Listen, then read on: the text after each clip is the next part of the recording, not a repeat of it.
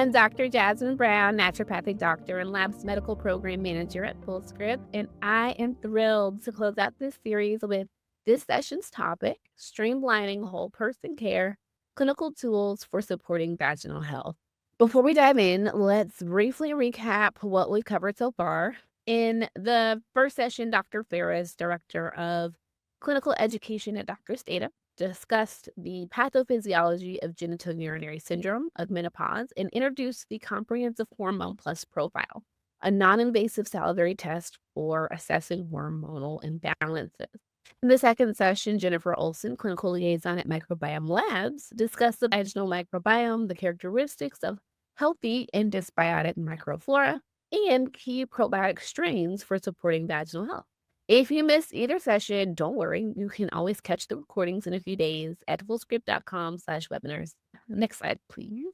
In this, we'll explore practical clinical tools to help streamline whole person care, providing you with some actionable strategies for supporting vaginal health. Before we begin, here are a few quick housekeeping notes. Please submit any questions in the chat. I'll answer as many as possible after the presentation. This webinar is being recorded, and the recording will be sent to all attendees and registrants via email. You can also access it at fullscript.com/webinars in a couple days. A copy of the presentation is available for download in the file section of the platform. Next slide, please. This is just a quick reminder that this presentation is intended solely for the education of healthcare practitioners and is not meant to provide medical or professional advice. All right, so let's jump in and explore whole person care template for vaginal health. But first, what exactly are templates? Think of these as structured, evidence-based resources designed to streamline your workflow. Developed by Fullscript's medical advisory team, they provide curated recommendations for lab testing, supplements, and lifestyle interventions all in one convenient place. However, these tools aren't rigid formulas. Instead, they serve as adaptable frameworks that can be customized to fit each patient's specific needs and health objectives. Next slide, please. So let's start with labs. Advanced lab testing provides valuable insight into the root causes of vaginal symptoms. Hormonal fluctuations, particularly in estrogen levels, play a critical role in shaping the vaginal ecosystem. Low estrogen can reduce lactobacilli and increase vaginal pH, creating conditions that favor bacterial vaginosis or BV. On the other hand, estrogen levels may impair the innate immune defenses, promoting candida overgrowth and recurrent yeast infection. Because estrogen affects the microbiome and immune function differently depending on the pathogen, hormone testing can help us identify patterns behind recurring infections. Additionally, different types of vaginal infections can cause similar symptoms, such as itching, burning, and abnormal discharge.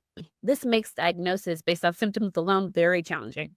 So vaginal microbiome testing offers a clearer picture by assessing microbial diversity, identifying imbalances between beneficial, pathogenic, and opportunistic organisms. When combined with hormone testing, this comprehensive approach helps us to pinpoint underlying sources of symptoms and supports the development of targeted, personalized treatment plans that address both microbial and hormonal contributors to vaginal health. Okay, so now we looked at lab testing. Let's move on to some of those more evidence-based supplement ingredients that support vaginal health. Let's start with the Lactobacillus probiotics. Lactobacillus species are the dominant bacteria in a healthy vaginal microbiome. They help maintain that acidic environment through the production of lactic acid, which in turn inhibits the growth of those harmful pathogens. Clinical research supports the use of oral supplementation for improving vaginal microbial balance.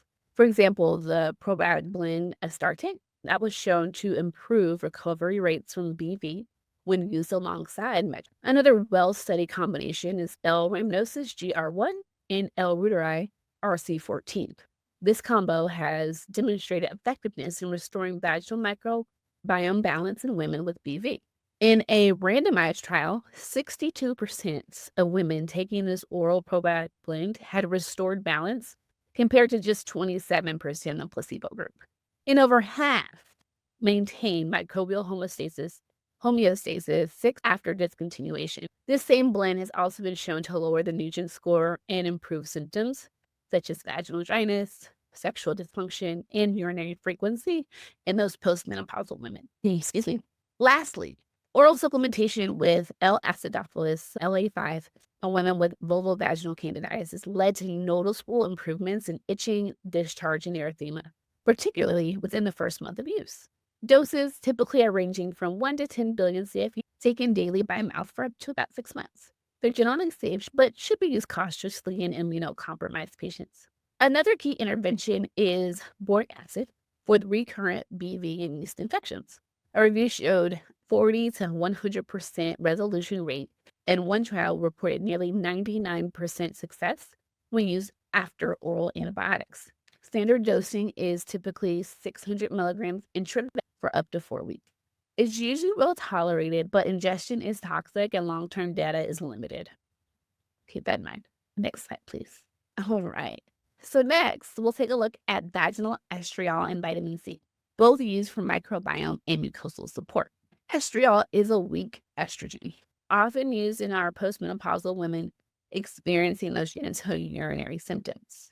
As estrogen declines, we do see a reduction in lactobacillus dominance, thinning of the vaginal epithelium, and a rise in vaginal pH. These factors all contribute to discomfort and increased infection. A 12-week study found that vaginal estriol cream significantly increases lactobacillus and bifidobacterium levels and reduced vaginal pH, especially in women with low baseline lactobacilli. The typical dosing is 1 milligram inserted nightly for 2 weeks and then reduced to twice weekly. Side effects are rare due to minimal systemic absorption, but as practitioners, we should still consider individual patient risk factors, symptom severity. One study looking at estriol reported a transient increase in candida colonization early in treatment, but this did normalize over time, so just keep that in mind. Now, vitamin C. When used intravaginally, it supports vaginal health by lowering that pH and, again, encouraging the growth of lactobacillus species. In a randomized trial, women who used vitamin C prophylactically after treatment for BV had a recurrence rate of just 16% compared to the 32% in the placebo group. Another study involving women with elevated vaginal pH or pH greater than or equal to 4.5 caused a disrupted lactobacillus microflora that found 51% achieved normalization after the microbiota after taking that daily vaginal vitamin C for 6 days. So 6 days of vitamin C intravaginally, we saw 51% normalization of the microbiome. And then after that 6 days, you'll want to follow that with a maintenance dose for about 12 weeks. The typical dosing is 250 milligrams vaginal tablet used daily, again for 6 days. And then in this kind of typical dosing, it can be followed up by a weekly maintenance, again, about 12 weeks. But this can be patient specific. Side effects are minimal, with mild localized irritation being the most commonly reported. Next slide, please. Now, let's look at some of those dietary interventions that also support vaginal health.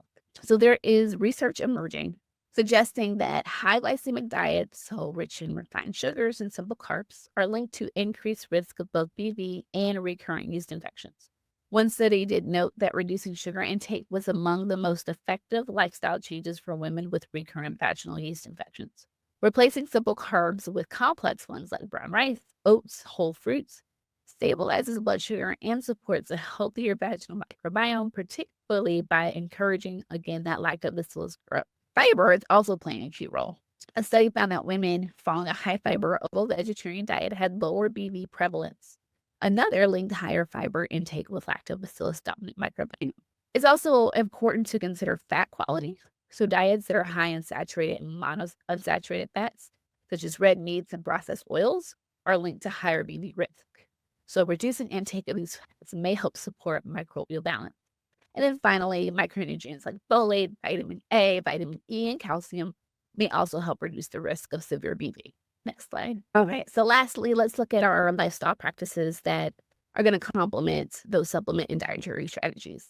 First, vaginal hygiene. So practices like douching, vaginal steaming, and use of those perfume soaps can actually disrupt vaginal pH and deplete beneficial bacteria.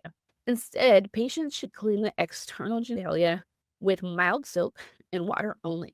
Avoid internal products, wear breathable cotton underwear, and change menstrual products regularly to reduce moisture and irritation. Stress management is another essential area to focus on. Chronic stress is associated with reduced lactobacillus levels, increased anaerobic bacteria, and greater risk of both BB and yeast. This is likely due to the hormonal changes like elevated cortisol and prolactin, which impair immune defenses and compromise the vaginal epithelial layer. Incorporating daily mindfulness, breath work, or meditation may help mitigate these effects and support vaginal health. Taken together, hygiene, stress reduction, and nutrition from the foundation of whole person care. Supporting is not just symptom management, but long-term microbiome resilience. We've attached to this template a patient-friendly resource created by our medical advisory team to help support the protocol recommendation. You can find this in the resource section of your next slide, please.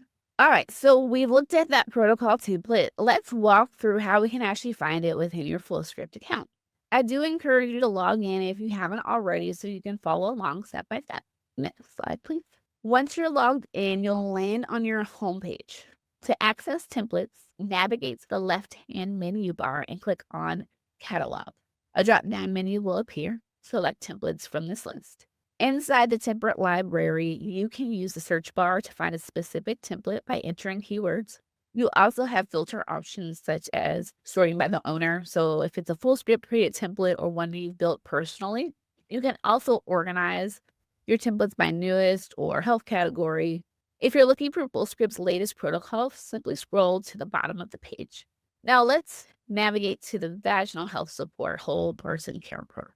Next slide. Clicking on a template takes you to the preview page where you'll find a list of diagnostic tests included in the protocol, along with corresponding products for the ingredients discussed earlier and all available patient resources. Switch to that evidence tab to explore all the ingredients and lifestyle recommendations included in the protocol. You'll find recommended dosing and supporting research for each ingredient and lifestyle recommendation. This is just a condensed overview. Viewing it in your account will provide additional details. So let's move forward and start building your plan. When you click Build Plan, you'll enter the treatment planning tool where you can customize the protocol template. At the top, you'll see a list of diagnostic tests. You can keep or remove them as needed. Below that, you'll find products featured in the template. You'll have full control here. You can remove products, suggest dosages, add notes, or even introduce new products that weren't originally included. At the bottom, you'll find patient resources such as handouts. You can choose which ones to include, remove any that aren't relevant, or upload your own resources to further support patient education and adherence. This flexibility allows you to tailor the plan to your patient's unique needs while enforcing health literacy and behavioral change. Next slide, please. Once the plan is finalized, your patient will receive a notification. If they have the Fullscript mobile app, the treatment plan will be accessible directly on their device. From there, they can select the products they'd like to purchase and add them to My Currently Taking section, which acts as a personal supplement tracker. Patients can also set up auto refills for any supplements they choose, ensuring they never run out and can stay on track with their plan. This feature, along with dosing reminders, helps support adherence and long-term wellness. And with that, we've completed our walkthrough. Right, thank you so very much for attending the session. Let's move on to our Q&A. All right, let me see. So we just have time for a few questions. And the first one is, can an imbalance in the vaginal microbiome cause systemic symptoms? Depending on the cause, right? If it's a hormonal fluctuation, that can definitely lead to other symptoms. If you have low estrogen, you might be seeing some more of those common menopausal symptoms, mood swings, hot flashes, vaginal dryness. You can just start to see that because of that low estrogen cause. And then if we know how much the gut microbiome is influencing the vaginal. If you're having some gut issues, we might see that reduced immune function. We could see eye dysfunction just because those things are so closely related. Yeah, we can see those things together. And then the next question, just curious if you know why an immunocompromised person may not do well on the probiotics, what issues could appear. So when you're immunocompromised, your ability to balance your microbiome, even with like good probiotics coming in, can be disrupted. So you can start to see overgrowth of even good things. We even know like in SIBO, we don't want to start giving more probiotics that can just feed into that kind of overgrowth that we're seeing. So we might start seeing some gut issues and disruption that way. So I have another one coming in. This is the form of vitamin C. So these are ascorbic acid vaginal tablets that you'll want to consider. All right, that's all the time I have for questions. Thank you so much for joining us for this webinar series on supporting vaginal health in menopause. If you do have any questions about your account, our support team is here to help. For inquiries related to this presentation, please feel free to reach out to our education team. We're always happy to assist. A quick reminder, the recording of the session will be sent to all attendees and registrants and will be available in just a few days at fullscript.com/webinars. We hope you found today's discussion valuable, and we look forward to seeing you in future webinars. Thanks. Bye.